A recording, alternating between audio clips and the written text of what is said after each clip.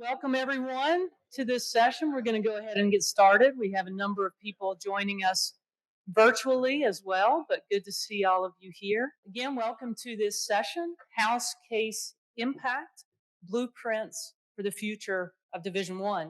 I'm Amy Privet-Perko, the CEO of the Knight Commission on Intercollegiate Athletics, an organization with a legacy of prioritizing and leading transformational change to really emphasize the education, health, safety, and success of college athletes. The House settlement terms, as you know, will have big impacts across Division I, not just for the programs that choose to have some form of revenue sharing with athletes for the first time ever. While the basic outlines of the House settlement terms are known, there remain many complex questions that need to be addressed with the new model that is taking shape, such as Title IX application, budget reallocations, and future models for Division I institutions that do not share in the lucrative media revenues driving a new model for the Power Four institutions. One of the roles the Knight Commission has played is to provide public transparency to the most pressing challenges and opportunities facing college sports in America. And today's session does just that. Through its work, the Knight Commission has researched and designed its own solutions that many of them remain more relevant than ever. Additionally, we foster conversation with others who have different ideas about the future. To help facilitate today's important discussion, I'm glad to introduce Knight Commission member Peter Roby, who will serve as our moderator. Many of you know Peter from his successful career as a college basketball player, coach, and an athletics director. Peter?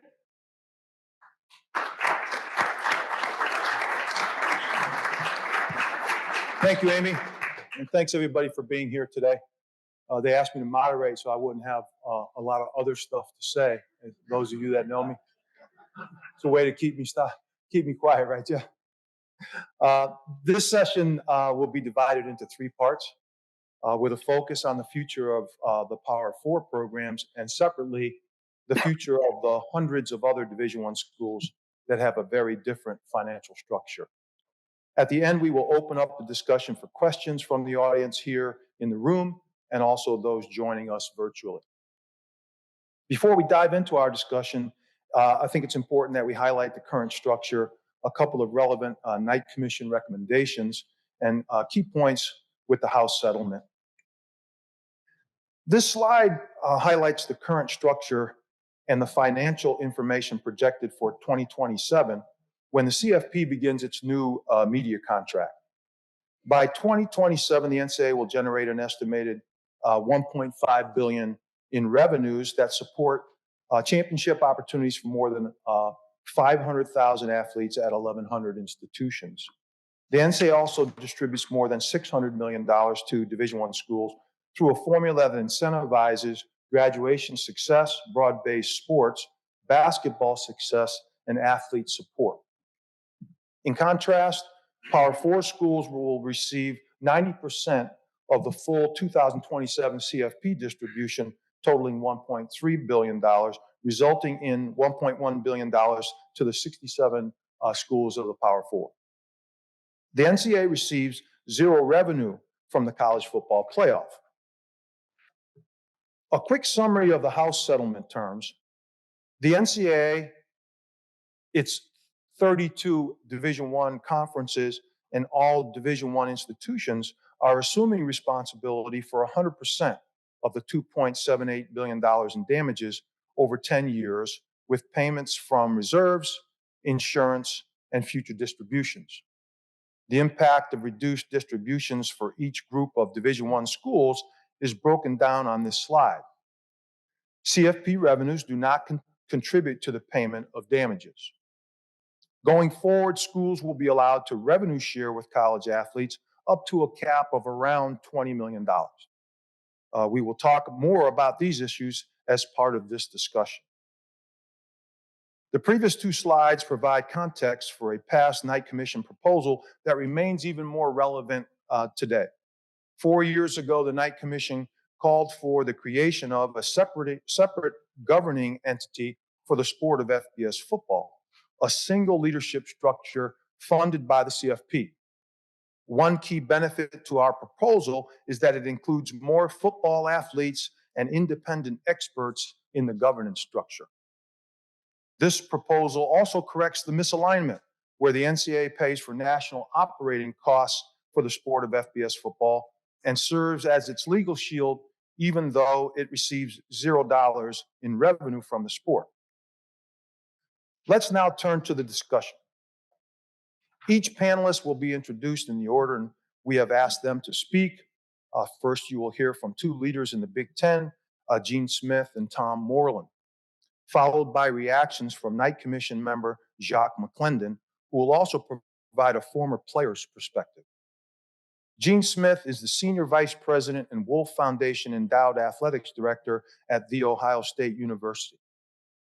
He will retire this summer after spending nearly 4 decades as an FBS Division I athletics director. Gene, you were well known for your total student athlete philosophy and for being a champion of broad-based sports opportunities. From your unique perspective, please share with us your thoughts on the current state of FBS football and what you think the future looks like for Power 4 athletics programs. Peter, thank you for the introduction and thank you for having me. And let me also thank Amy Perkle and the Knight Commission for all their excellent work over the years. It's been an outstanding opportunity to participate periodically with the Knight Commission. And thank you all for being here. Football gave me my life. I grew up on the east side of Cleveland. My dad was an electrician, mom was a nurse. And I would have gone to a community college in Cleveland, which would have been fine, and ended up being an electrician.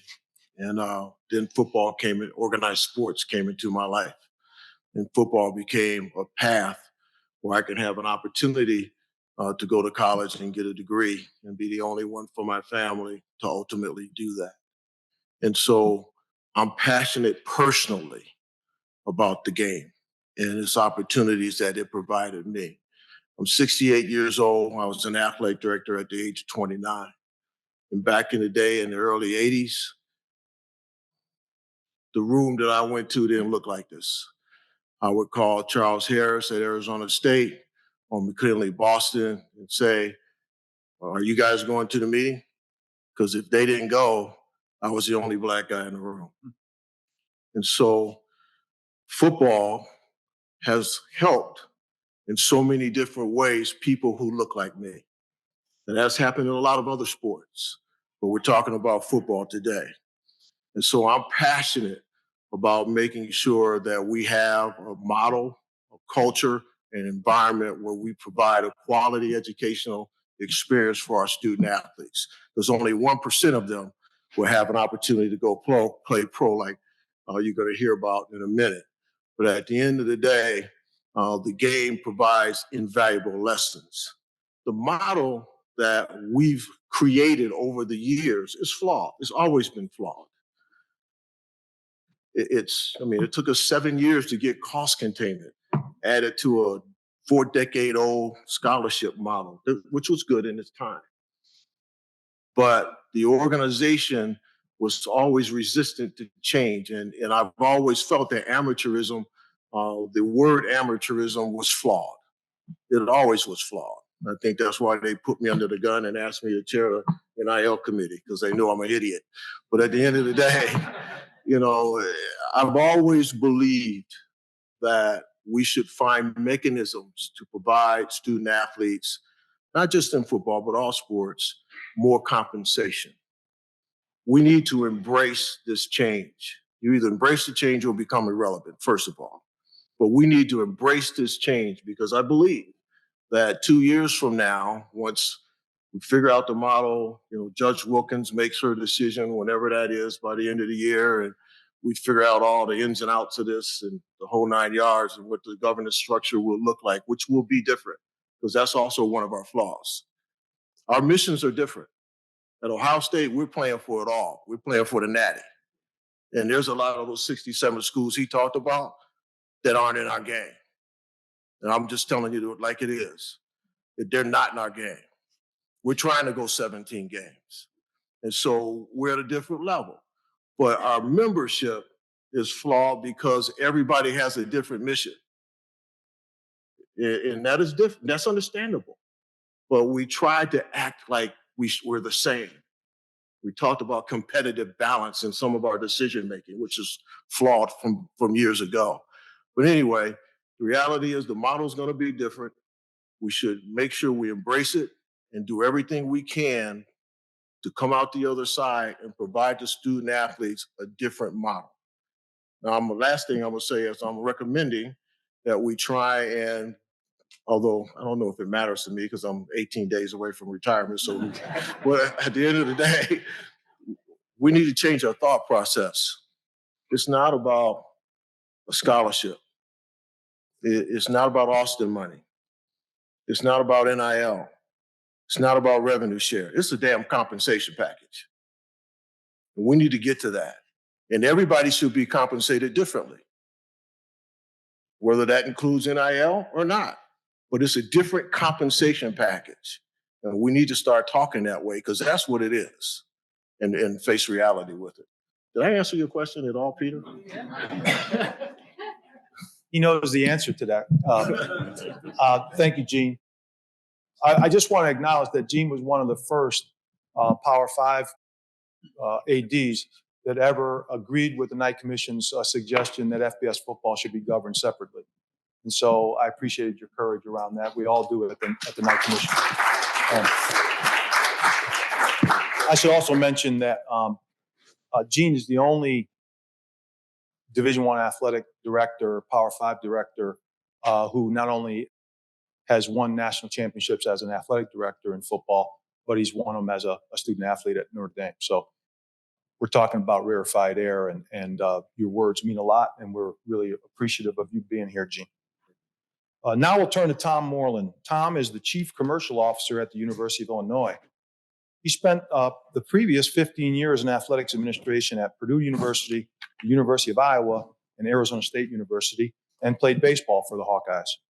Earlier this year, Tom co-authored an article in ADU titled "College Athletics Leaders Still Want Independent Football Oversight." Tom, please join us, and thank you for your contribution. Appreciate it, Peter. Appreciate Gene's remarks and everything he's done here. So I'm going to go through this survey. It's only about 4 slides. But what I think you'll see from these slides and the 3 questions to really build off of Gene's comments, they're really impactful and they're really important. And they've been timely for a long time, but how college athletics has evolved over the last 6 months or 6 weeks, they've changed even further. And so a couple of things here that I think are really important. This isn't just one person's perspective or opinion. This isn't a tribute to one individual. I think that's really important. When you look at the participants in this survey, it's 50 Division I FBS athletics directors. And so really 2 things prompted this. One, similar to some of Gene's comments, back in about 2018, 2019, you saw 2 of the more successful, prominent coaches in football and men's basketball talk about governance, evolution, the compensation of players. And that was before Alston and NIL. They were really in front of the game because they deeply cared about their student athletes and the impact they were making. Another thing that initiated this survey, and there's 2 of them, was when you look at COVID back in 2020, when you compared college athletics to maybe professional sports, and you looked at the communication, return to play, protocols, all those things that we worked through during COVID, professional sports had great alignment. They would have one individual or maybe 2 or 3 individuals that were really aligned on what their strategy was and what they believed in. College athletics, we weren't maybe as necessarily aligned. And so that prompted a lot of this. So we're going to jump into the next slide here.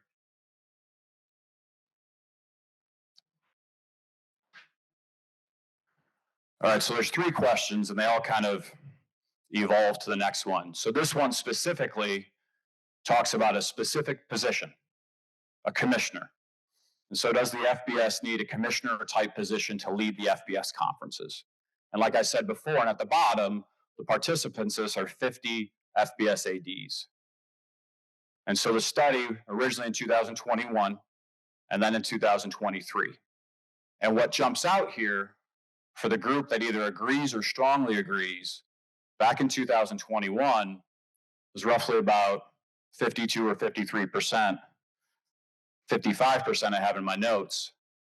And then you fast forward to 2023, and you look at that category of agree and strongly agree, that jumps up to 72%. People are starting to believe in it. They think it might be a good idea. What I think really jumps out as well, and we know how competitive we are in college athletics, is when you look at the strongly agree category in 2023, it is 0 people. And we all know in college sports, we'll disagree on anything. Uniforms, game times, whatever it is, we love a good argument. But that growth from 21 to 23 for how much this has changed, I think really says something. And this was published back in November and December of 2023. So it doesn't really take into effect some of the things that have played out over the last 2 or 3 months.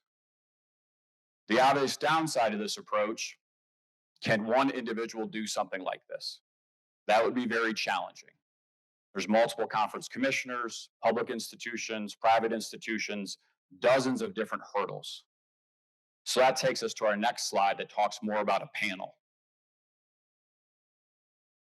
So in this particular question with the survey, where the changes are, strongly agree goes up in 2023, goes up by about 14%. But when you look at strongly agree and agree, it hovers around 68%, just under 70% for conversation's sake, both in 21 and 23.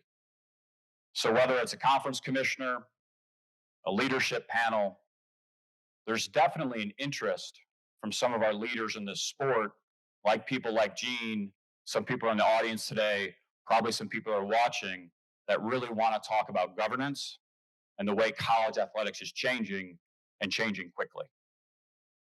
And so for our third slide, this is one that's probably gotten most of the coverage and most of the news. This was not in the 2021 survey. This was just in 2023. And from a timing standpoint, the new media rights contract wasn't done. My memory serves me right. Expansion with the playoff also wasn't finalized. But when you look at this, 26% strongly agree, 28%. So you're at just over half. And again, when you look at slides 1 and 2, people are consistently saying they want to have this conversation. And you have about a quarter that maybe don't like the idea as much. And so the last thing I'll say, and then turn it over to Jock, Amy and I were talking about this.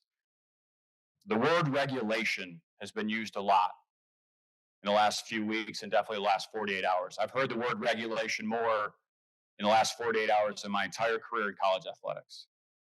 But to really have effective regulation, whether it's the public sector, the private sector, anything that is hyper competitive like college athletics is, aligning regulation with authority, responsibility, and financial control, like some of the things Peter touched on, I think is shown to work really well across all industries. All right, thank you.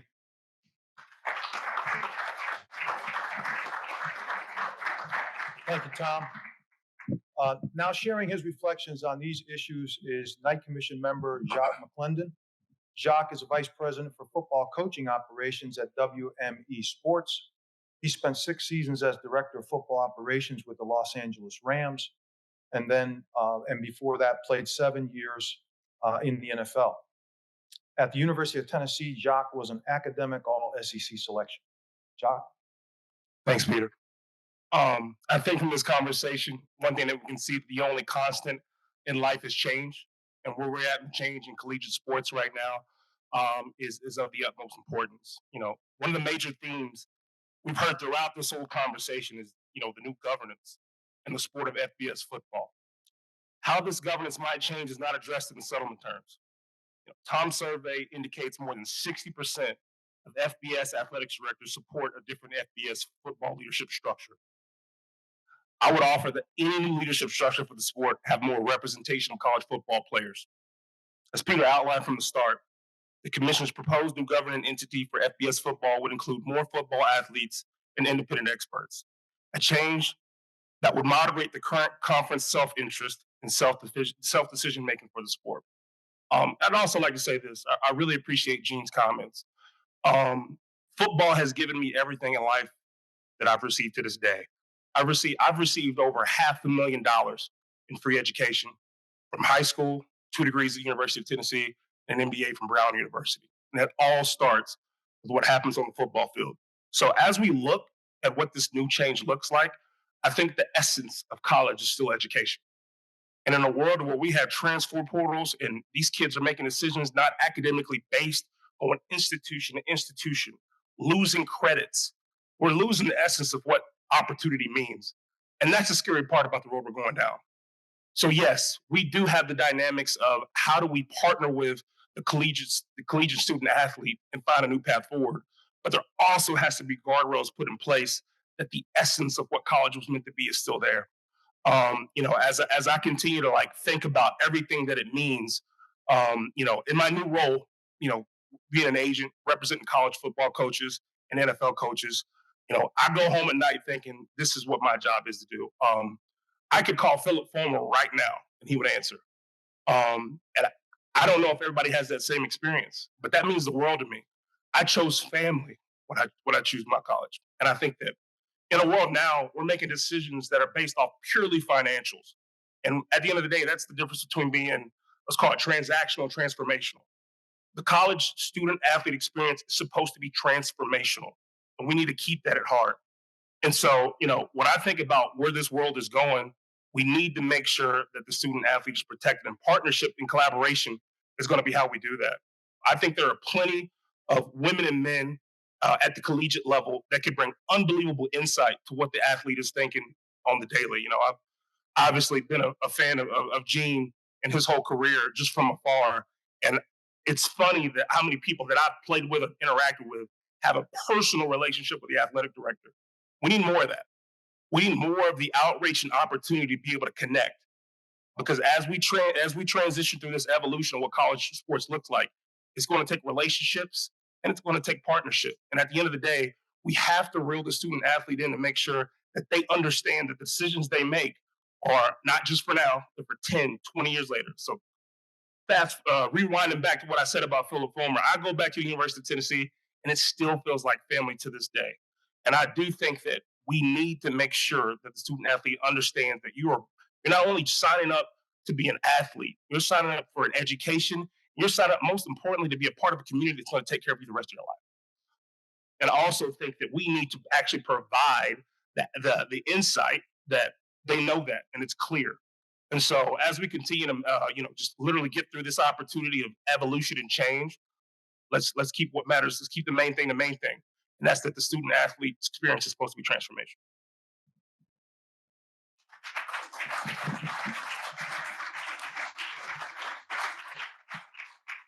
Thank you, Jacques. With all the distractions that we're facing in the world of college athletics, the core mission of educating and developing young people has to maintain its primacy. And so you're looking at people here on the panel that are walking, talking examples of why it's so important that we keep education first and foremost, regardless of how much money any one person is going to make from NIL or the settlement. They still have to know how to make good decisions with that money and be responsible. And I hope that these conversations will help forward that going forward. So thank you all. Now we'll turn our attention to the future of Division I schools that have a very different financial structure and may desire a future that will be different from the Power Four. Representing this group is Janet Cohn and Anthony Egbo Jr. Janet Cohn is the Senior Administrator for the University Enterprises and Director of Athletics at the University of North Carolina at Asheville. Janet serves as the President of the Division I AAA Athletics Directors Association, and it is in that capacity that she has led the collaboration for the D1 AAA and FCS Athletic Directors Associations to chart a course forward for the 220 institutions and more than 100,000 student athletes they represent. Anthony Egbo Jr. played football for Abilene Christian and the Wildcats, where he graduated summa cum laude and is currently completing his MBA. Anthony is a student athlete representative for this initiative and was recently selected by his peers to serve as the vice chair of the Division I National Student Athlete Advisory Committee. Janet, we look forward to hearing from you and Anthony. Thank you so much for being here.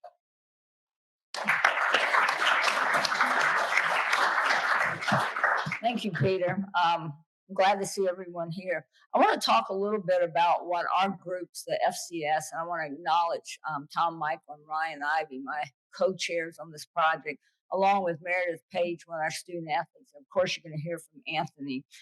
As the divide between the power conferences has grown with really no reasonable plan for the future of Division I, our non-football Division I schools, along with our FCS Athletic Directors Association, we initiated collaboration to create a defensible model of college sports that fit our subdivisions. Our goal was to create a sustainable model that is philosophically and legally defensible and would keep our subdivisions competing in Division I. Let me say that again. Our goal is to stay in Division I, compete at the highest level with broad-based championships, and also receive shared athletic revenues. Last fall, we conducted a national RFP and hired the Pictor Group to lead our efforts. In January, we developed a position paper that included a set of principles and potential concepts to study. We socialized those materials with our membership earlier this year that included administrators, student athletes, and let me say again, we included student athletes from the beginning of our projects. That's very important. Coaches and some faculty. From that feedback, we developed 2 working groups to study our distinguishing factors. And on Sunday at NACDA, we spent 3 hours with our membership to further vet the model and discuss our next steps. We believe there are basically 2 fundamental distinguishing factors of intercollegiate athletics for us. First, it's a social sector and not a commercial sport business enterprise. Specifically, athletics serves a public purpose, which we will review later in this presentation. Second, the very core of intercollegiate athletics is education and not commercial activity. We aim to accept this model or something like it as a clear message that our subdivisions choose an educational model of sport and not a commercial entertainment model. We articulated 5 core values, principles that led our work, and we believe are foundational to Division I sports. Our subdivisions are a meaningful part of Division I, and that is first and foremost competing at the highest level of college sports. We're serious about our ability and desire to compete at that level. Second, our model is based upon a stronger alignment with our educational missions, which is critical to the future sustainability of college sports. This means much more than student athletes attending class and earning degrees. It is about the student athlete holistic growth and development and how that is directly connected to their education. Additionally, our principles recognize equity and opportunity, including comprehensive support for education, health, safety, welfare of student athletes. Last of all of the non-football Division I schools and the football championship schools are largely financially supported by our institutions and student fees. And we commit to operating in a financially responsible and sustainable manner.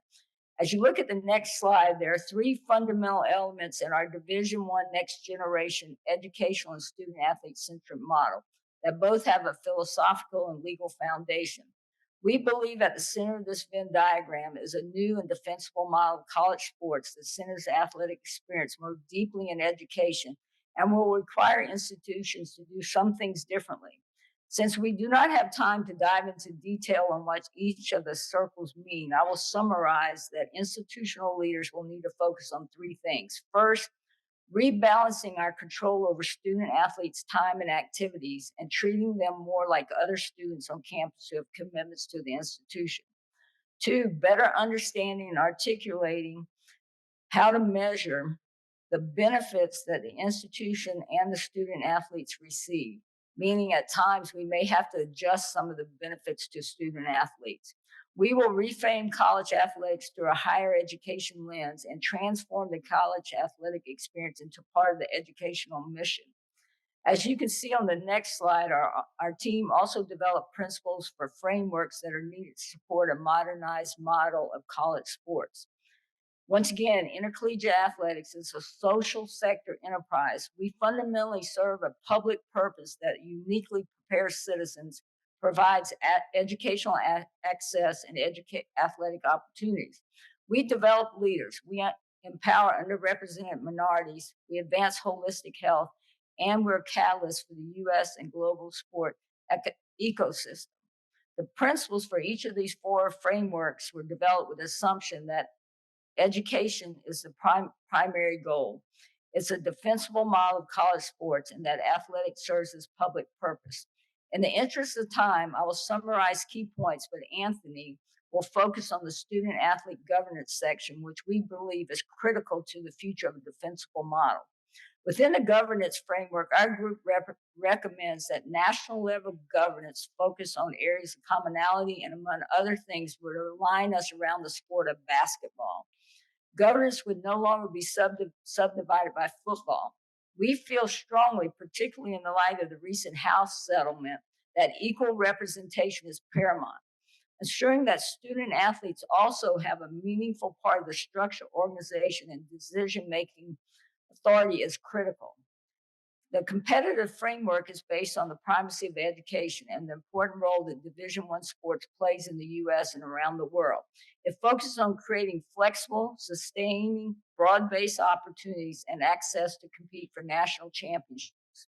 The financial and resource framework recognizes that our institutions and our communities fund intercollegiate athletics to serve a public good, and that athletics should be fully integrated into the higher education entity.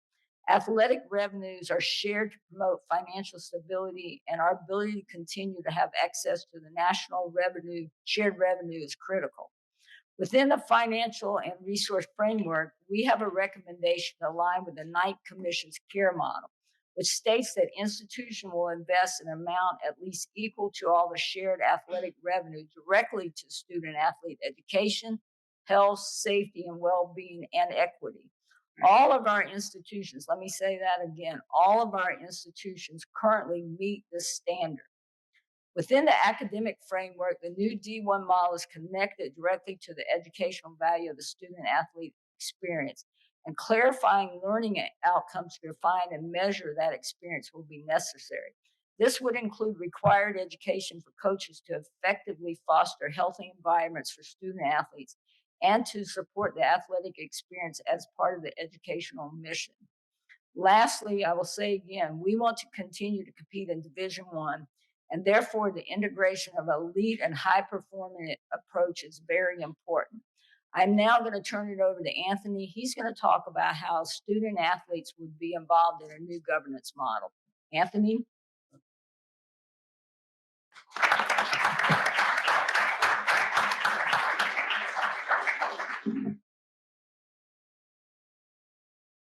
First, I just want to say thank you guys for being here. We appreciate the time that everybody has put into this, and having student athletes engaged and involved in this on the front end is really important. I won't reintroduce myself, but I want to hurry up and get into this, try to make it as concise as possible. So obviously, I just want to provide some context for where the student athlete framework came from and stemmed from, as the House settlement has arrived and there's resolution pieces beginning to take shape. There's been a watchful eye on how future litigation, lawsuits, and negotiation processes will take place over the next few years, and how that may affect Division I universities if they're found fighting in court constantly. Potential components of the settlement, like the extension of the class action settlement on an annual basis, student athletes opting in or out, and having to solicit a judge in a hearing to negotiate revenue distribution percentages, are all nuanced and complicated and may not be sustainable. So the question that we're asking is, what if there's a better way for student athletes to have influence over their experience that didn't have to go through judicial and third-party systems, was more sustainable than a cycle model, but most importantly, did not make them employees? On Wednesday earlier this week, myself, along with four of the student athletes, including one of my peers, Morgan Wynn from Oklahoma State, we met with some congressional staff and Senate staff on the Capitol about a plethora of topics, but mostly including student athlete protections against employment. Among others, we met with Senator Blumenthal's staff, and he's actually gone on record to say that he would rather see a system outside of employment that gives student athletes an opportunity to bargain, negotiate, et cetera, without being employees. So what we're talking about is a system, a sustainable system of powerful student athlete legislation advocacy that provides student athletes the opportunity to influence the decisions over our direct experiences. That is besides the legal language of unionization and collective bargaining that works inside the governance system and that does not trigger employee status. So let's talk a little bit about the model. Obviously, with a few adjustments, the NCAA already has a governance structure that includes and represents student athletes on every level, from the standing committees to council to Division One board of directors and the board of governors as well. If we can manufacture a sustainable process in house that does give more autonomy, more power in our experience that does not come from third party systems again, because they're not as learned or knowledgeable in the nuances of collegiate athletics and what happens from an operations standpoint on a day-to-day basis. And I won't get into the details of that. But we all know that there's an evolution of increased professionalization of college sports. And with that comes a deep appetite for increased autonomy as student athletes so that we can have a more meaningful say in the development of policies that impact our experience. This is directly tied.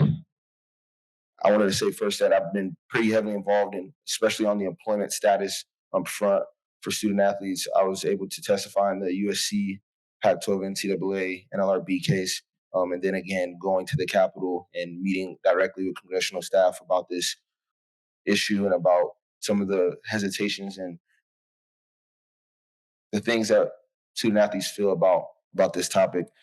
So this is stemming from hesitation from many in Congress on what processes are in place that do actually protect student athletes and give student athletes the ability to advocate for themselves and their rights if that special status were to be granted. And so we're trying to address that. So what might this look like? It could look like student athletes having more meaningful voting authority. That could look like weighted voting in the governance structure that student athletes are already represented in. It could look like increased number of reps on those committees and those councils. But to go even further, and to Senator Blumenthal's thought, we are proposing a type of student athlete experience oversight committee. This would be a piloted committee within the governance structure that had direct authority to create, propose, and enter the legislative cycle in a direct report to the Division I Council. It's in the same language as some of the other oversight committees and how they currently operate, like men's basketball and football oversight committee. This committee may include at the discretion of the student athletes independent experts to provide advice and guidance regarding legal, health, safety, well-being, education, and administration. And I'll talk a little bit about more that in a minute. But to help further that, we're recommending a dispute resolution system that would allow student athletes to resolve certain disputes, and the scope and the makeup of that is yet to be fleshed out. This student athlete experience oversight committee, in theory, would comprise of only student athletes, but would have access at their discretion to add independent members and experts to provide guidance. The body would report directly to the Division I Council and be able to present legislation to the governance system. This would provide, in addition to the Student Athlete Advisory Committee, a unified voice for student athletes inside the current system so that there is not pressure from third-party systems outside. We do realize that student athletes would require specialized training to ensure that they are prepared to represent their peers and can contribute in the governance process in a more meaningful way.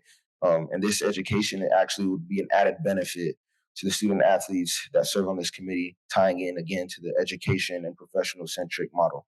Again, this model would work most efficiently if it was implemented at the conference and institutional levels and have that streamlined process similar to what the Student Athlete Advisory Committee has in place now. I won't get into too many specifics, but I hope I was able to paint a large picture of what this committee and the purpose of it could accomplish. It was a privilege for me and a few of my student athlete colleagues, specifically Meredith Page from Radford and Leah Carey from Brown University, along with others, to be a part of this project and an example of how student athletes can have an impact and influence in the outcome of the model and help improve the student athlete experience and realign appropriate control. I do think that everybody in this room and the respective people and administrations and the work that you guys do is for us. And I don't think that it's just you guys get the appreciation as much as you might like to from us, but everything and all the work that you guys do, it makes a difference and it matters. And so from me and from our peers that have worked on this, we wanted to say thank you for the work that you guys do. And we care passionately about the student athlete experience because it has helped make us who we are today. And it is going to help many more young men and women be who they will be in the future. AD Conan, I would like you to know that all the materials that have been developed along with key related materials are available on the NACDA website and can be accessed at this QR code. Again, we appreciate this opportunity to present. We very much look forward to your questions and comments. Thank you.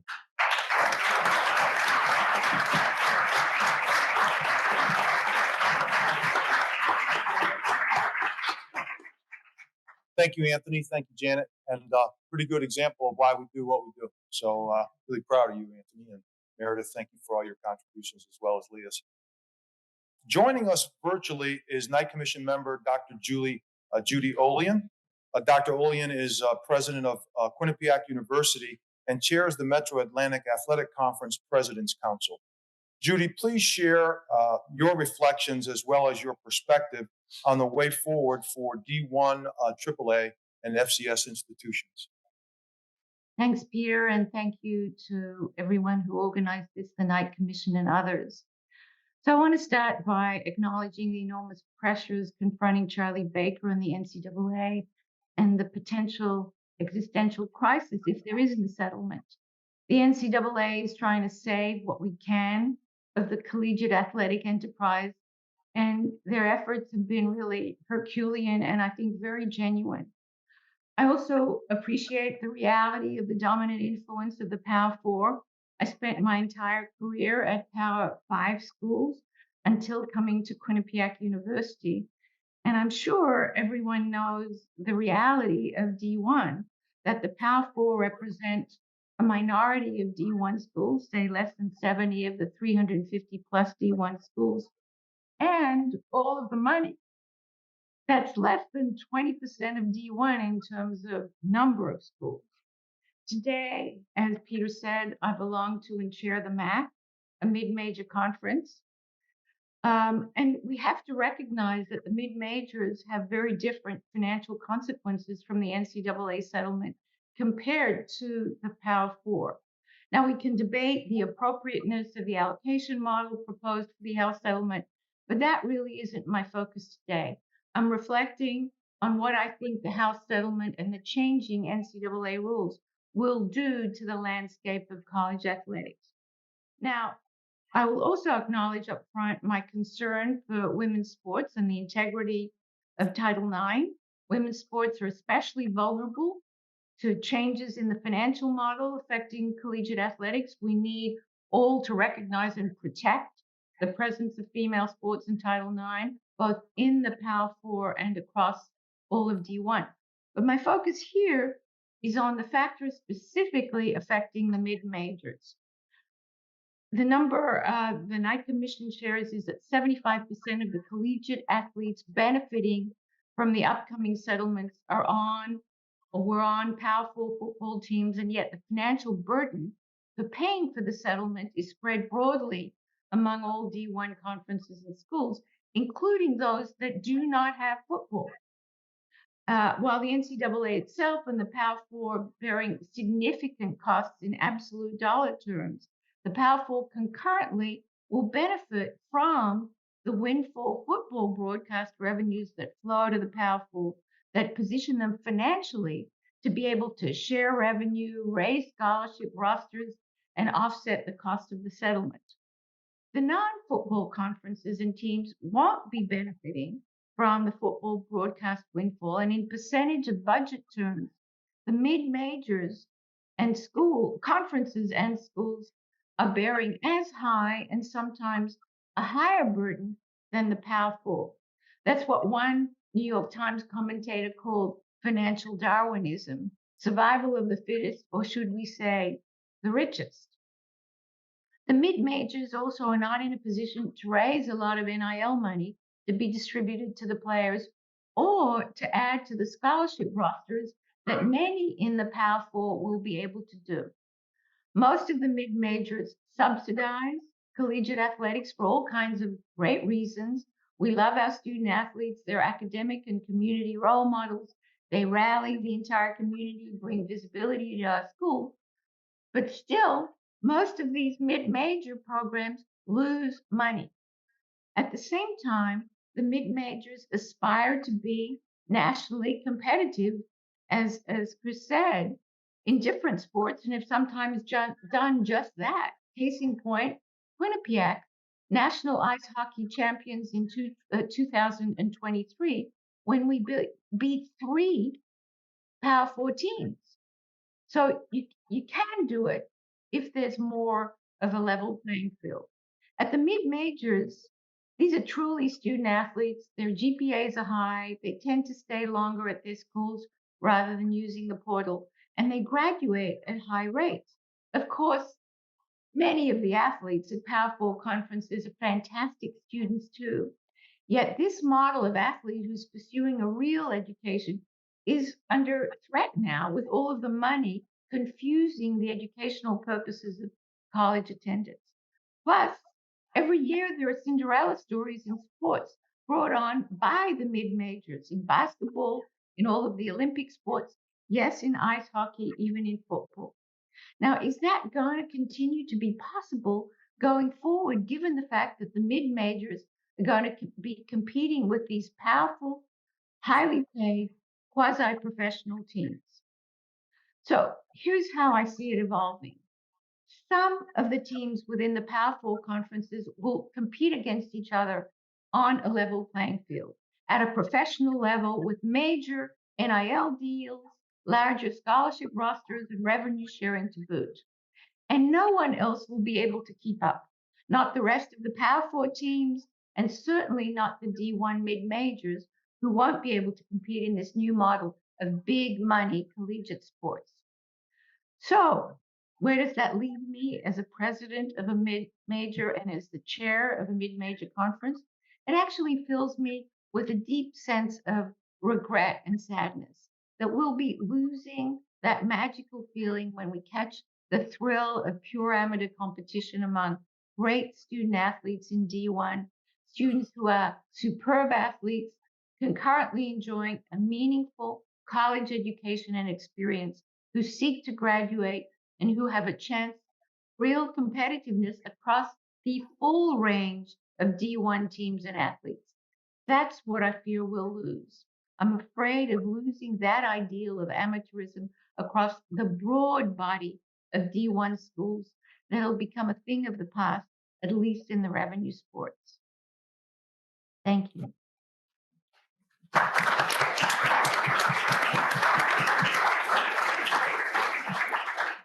Thank you, Dr. Olian, for your insightful comments and your commitment to the collegiate model. And thank you also to our outstanding panelists. And before we turn to questions from the audience, you received a handout when entering the presentation today on several Knight Commission initiatives.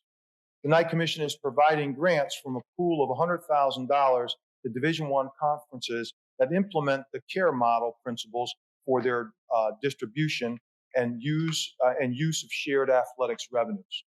There has never been a more important time for institutions and conferences across all Division I subdivisions to demonstrate financial accountability to their student athletes' education, health, safety, well-being, equity, and opportunity.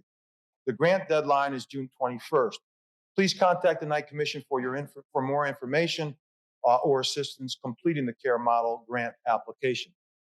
For our audience, now we will take questions from both the attendees here as well as our virtual guests. You may direct your questions to any of our panelists. If you're participating virtually, please utilize the Q&A function to share your questions or comments. For our in-person guests, please use the microphone that's located at the front to my right. Please share your name and affiliation when asking your question. And thank you.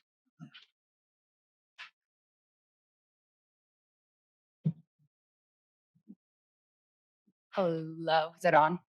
Hi, my name is Angie Allen. I'm with the Big West Conference. My question is for Gene Smith. The NCAA's March Madness and D1 championships bind the very diverse D1 membership together. Does the 10-year settlement agreement mean that the Power Four conferences have a binding commitment to stay part of the NCAA for 10 years, particularly since the current March Madness agreement ends in 2032? Thank you. Yeah, it's an easy one, I know. It's very That girl is smart. Give me your contact information so I can, the next 18 days, I can hire you. The settlement, as I understand it, and I have not read the long term because that's not complete, does not bind the Power Four conferences to participate in the NCAA tournament. Now, if I get to the bottom of your question, which was really smooth by you, the bottom line is the Power Four conferences, and I don't represent all of my colleagues. I just have a feeling based upon my conversations with my colleagues that I know, want to continue the tournament as it is. And the Power Four wants to be a part of it as it is. Some of us are supportive of expansion, some of us are not. We don't want it to be dilutive because we don't want more money to be distributed based upon what we currently own. But the reality is we want to stay a part of it. And let's be clear, it's just like our president shared. CBS and Turner, they want the Power Four schools in the tournament. I love Cinderella. I was on the basketball committee for 7 years. I helped negotiate the first big contract. At the end of the day, they want the Power Four schools in the tournament because that drives viewership. Let's be clear. Cinderella's great, but that only lasts so long. So if people don't want to talk about that, but I will because I'm retiring. So let's not. The money is different.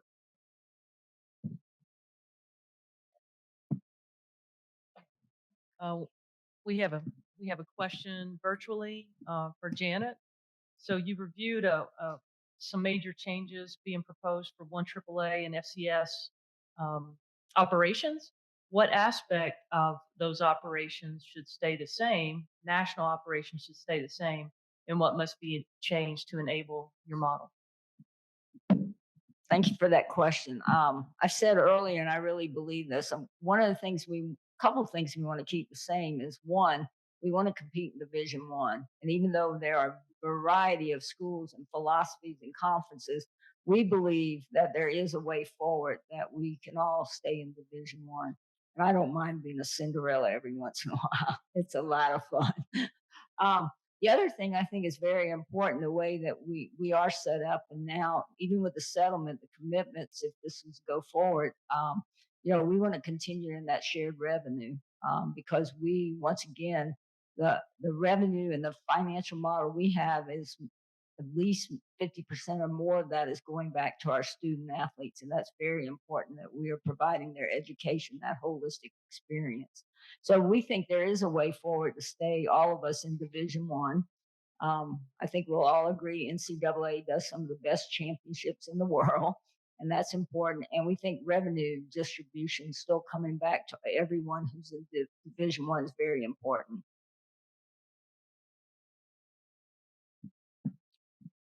Are there any? I don't see any other. Does anybody in the room have a question? I have another question, virtual from Kelvin Ford. What is going to be the future of Division II and Division III in the foreseeable future?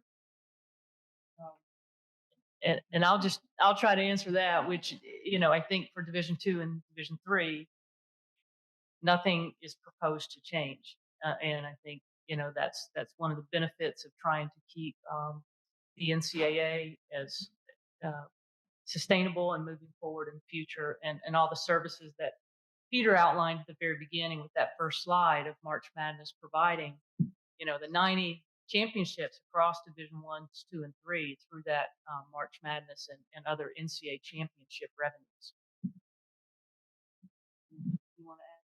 No, I just want to add something else where, somebody gets the courage to ask a question. But, ties a little bit of what Jock said and a little bit what Anthony and Janet talked about and with their model and all the principles that you articulated. The Power Four has the same principles. It's no different. And we're funded differently. That's what we need to keep in front of us. Education is still tethered to everything we do. The life skills, all those type of things at Ohio State and all of my other colleagues. It's the same principles. We're just funded differently. We don't have student fees. Okay, we charge our students for tickets. Okay, it's different. But the education is the juice. And you said it exceptionally well. We should not forget that. All of us should not forget that. So we should fall on a sword and to protect education. I never thought, where's Ross? Ross is in the room. I never thought that at the end of the day, Ohio State would be mentioned in the same breath with Harvard. Our APR is the same as Harvard's in football. There's no other school in the FBS like that. Why? Because education is critical. And the reason that we need to make sure we keep that tethered to the model is that's why we all work in it. That's why you're here. That's your purpose. Otherwise, get out. Go do something else. But if you're in intercollegiate athletics, it's not just the competition, it's the beauty of what we provide to young people that exist in our ecosystem. So I just wanted to say that since we have time and nobody else has questions. And let me just follow up on that for a second. I think the issue that Gene is speaking to with respect to the Ohio State University and how they've approached it is also a function of leadership. So I would suggest to you that not all of the Power Five or now Power Four are pursuing the primacy of education in the way that Gene describes for how Ohio State has done it. But you heard him say what it meant to him, what education and football meant to him, how it transformed his life. But that's about leadership. And unfortunately, I don't think we have the same sort of leadership at all the schools like we do at Ohio State. That's the first thing I'll say. The second thing I'll say is that Tom mentioned earlier that one of the things about the financial models that have been put in place is because those Power Five schools care deeply about their student athletes. And I would just like to add that the fact that other schools that don't have the athletics or the financial resources can't provide those financial resources to their student athletes does not mean that they're not as committed to the health, welfare, and education of their student athletes as the Power Five does. So I don't want to get that twisted.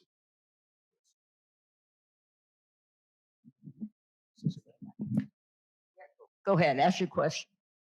Two things. My name's Joe Lucky, University of Cincinnati. First thing is I'm a member of our board of directors for N4A and want to say that on behalf of our organization, we want to be a part of this discussion. So Janet, your group, Gene, Peter, Amy, we definitely want to be a part of this because the educational model, what you speak about with education, life skills, we're all in. We've been all in for 50 years. We will continue to be all in. We want to be a part of what he's talking about in terms of the educational model. With that being said, we have members that are directly involved right now, football and men's basketball, and there is severe concern amongst our membership of how do we keep academics forefront. The realities of dealing with the transfer portal, the pay for play, the amount of disrespect that has been created amongst the student athletes, their families, the handlers, everyone else is really contradicting the academic model. So we are talking about it, but you have coaches and you have all these other individuals. The financial decision is trumping academics. And we're looking for advice on how to partner to keep that at the forefront. Thank you.